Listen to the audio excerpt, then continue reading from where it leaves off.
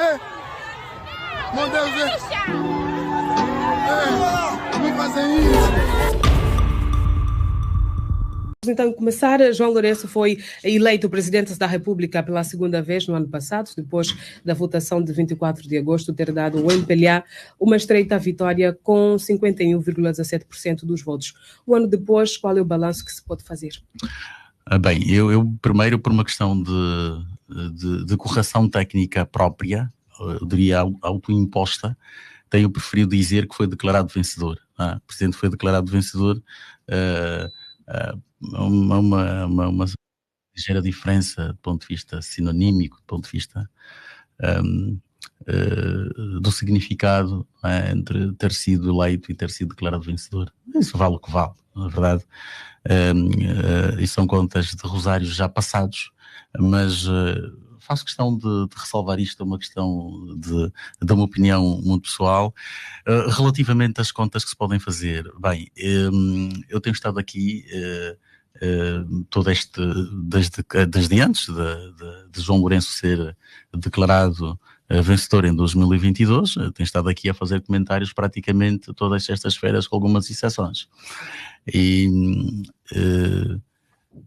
o exercício que nós temos feito aqui, grosso modo, quando nós avaliamos as grandes matérias ligadas nomeadamente à governação, os grandes interesses do país, grosso modo, o Presidente tem sempre levado um cartão amarelo.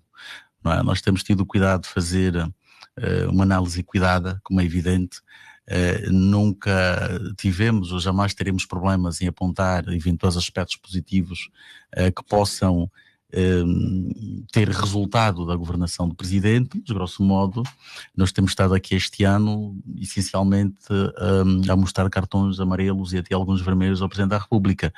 Portanto, não poderíamos, dito isto, não seria possível fazermos uma avaliação positiva, digamos, deste primeiro ano da governação do Sr. Presidente. Aliás, de resto, nós quando tivemos a oportunidade de antecipar aquilo que seria, eu não diria o primeiro ano da governação, mas o segundo mandato no seu conjunto do Presidente João Lourenço, já dizíamos que não tínhamos grandes expectativas, tendo por base o trabalho que nos foi mostrado ou seja, entre 2017 e 2022. Portanto, o Presidente deixou a sua marca entre 2020 e 2017 e 2022 e francamente não era expectável que pudesse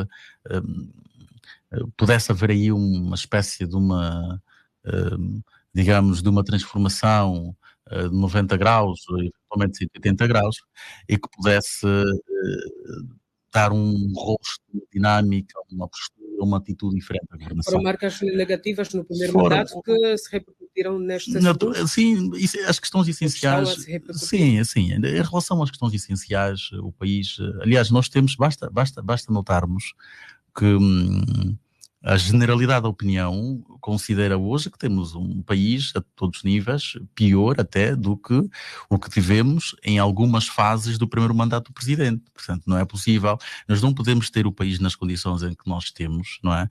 Quer do ponto de vista económico, quer do ponto de vista social, quer do ponto de vista político, não é? Portanto, o país registrou retrocessos do ponto de vista da atuação do Estado, retrocessos significativos.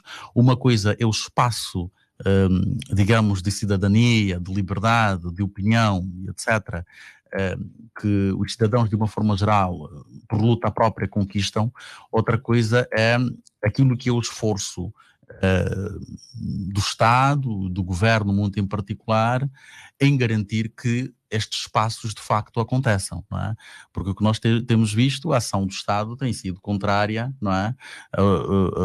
A todo um movimento, digamos, de cidadania no sentido da afirmação das liberdades, essencialmente. Isso no plano político, como é evidente. No plano económico, temos o país que temos, portanto, isso que começou a ser projetado, no caso em 2023, com taxas de crescimento algumas até a roçar os 4%, e hoje já estamos a falar de possíveis revisões que colocam a economia praticamente estacionária, não é? O que é que faltou para que houvesse esses retrocessos? O que tem faltado e aquilo que nós temos estado a apontar como sendo as questões fundamentais. E o que faltou foi a reforma do país, essencialmente.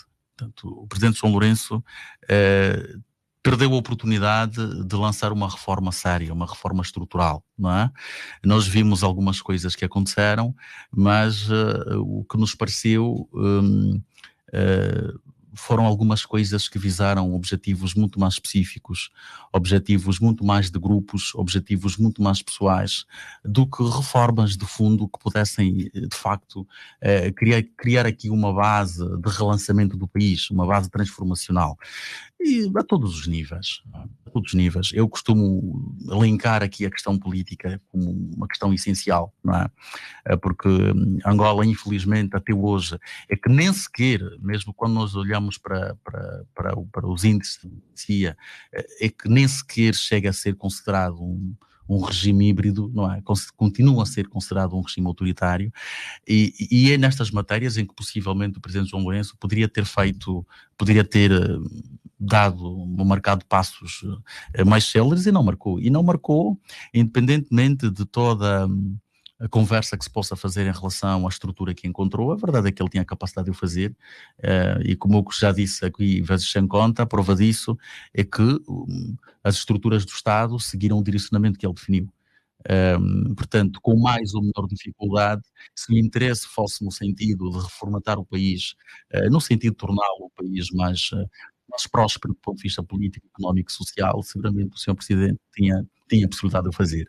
De modo que o balanço não podia ser, repito, é o conjunto dos vários balanços que nós temos estado aqui a fazer, o somatório, no fundo, dos vários balanços que nós temos estado aqui a fazer semanalmente, e o resultado não podia ser positivo. João Lourenço tem sido muito criticado pelo facto de não mexer muito no seu executivo. Entende que se mexesse efetivamente no seu elenco, poderia-se mudar alguma coisa neste segundo mandato? Eu não sei, as minhas preocupações são muito mais profundas. Eu não acredito que a questão passe por mudar só pessoas, não é? É verdade que algumas pessoas até podem ter um pouco mais de boa vontade de fazer as coisas bem, mas quando são inseridas num regime apodrecido, numa estrutura apodrecida, não é aquilo que se diz, não é? Uma cebola boa, uma batata podre no meio de tantas boas, ou ao contrário, tudo acaba por se danificar, não é? Portanto, nós temos de facto uma estrutura que está, como eu costumo dizer, envelhecida, e que é incapaz de produzir reformas, porque também está atrelada a um projeto de poder, não é?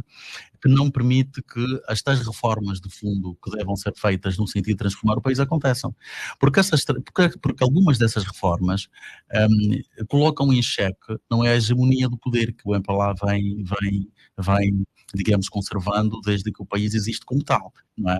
Porque marcar passos mais significativos do ponto de vista, por exemplo, do processo democrático, implica necessariamente colocar em causa a hegemonia do poder do MPLA.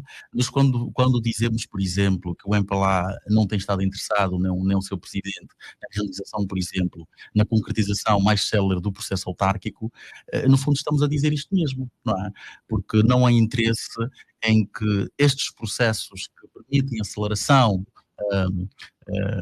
do país no plano político, não há interesse que esses processos de facto aconteçam. Porquê?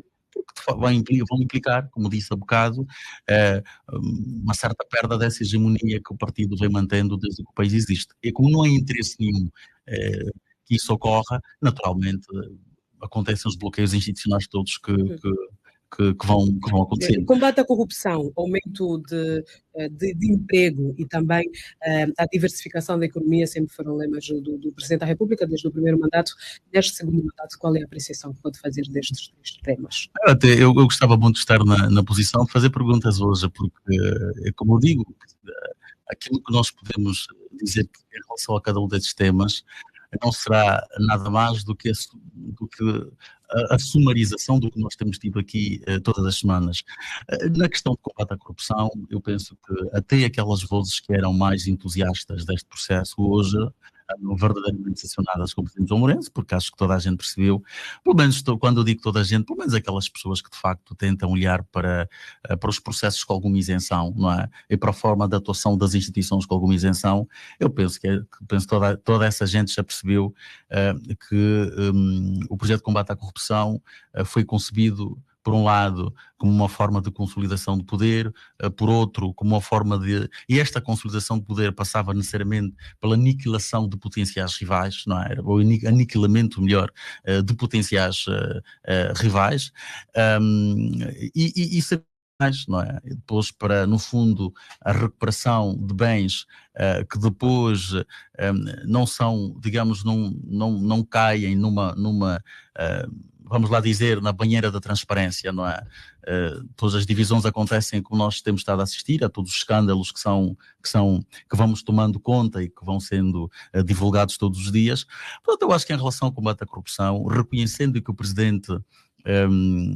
apesar do Presidente ter aberto uma espécie de um precedente, é importante que se diga isso, eu sempre tive o cuidado de reconhecer isso, o Presidente abriu um precedente no sentido de desfazer o aspecto novidade, não é? Amanhã ninguém se vai escandalizar se virmos um outro macro processo contra quem quer que seja, portanto há um precedente que foi aberto em relação a isso, mas não visaram necessariamente propósitos sérios, digamos, do Estado, não é? Como já disse aqui, este combate visou interesses muito mais específicos, de alguma maneira, para a consolidação do Presidente João Lourenço e depois com estas agendas, estas subagendas, digamos assim, atreladas, não é? Portanto, em relação à questão do emprego, os dados do INE, que é uma instituição pública, apesar de toda a desconfiança que muitas vezes estes dados fazem suscitar, mas continuam a colocar o desemprego acima dos 30%, portanto não houve nada de especial. Pode ter havido aqui algum período com algumas oscilações, mas no primeiro mandato, por exemplo, não foi em vão que se havia tornado slogan, por exemplo, a ideia de que o Presidente tinha destruído mais empregos do que aqueles que havia prometido. O governo tem opinião contrária, não é? No final do ano passado diz que conseguiu pelo menos boa parte do que foi prometido vamos perguntar, no primeiro mandato.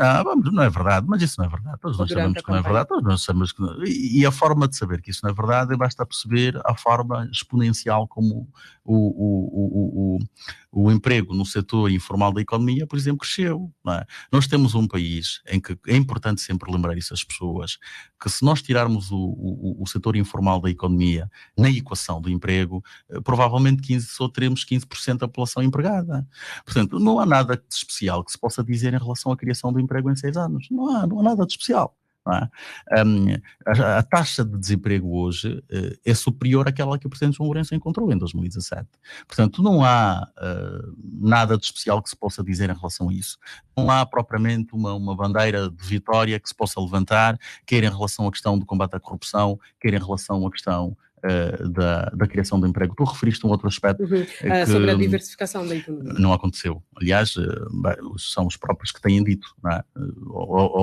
Ouçamos os discursos do Presidente João Lourenço, ouçamos os discursos do atual Ministro de Estado para a Coordenação Económica, não é? E todos nós chegamos necessariamente às mesmas conclusões, não é? As queixas mantêm-se, são as mesmas de sempre. Vão-se inventando programas que depois não se sabe muito bem se acontecem, se não acontecem.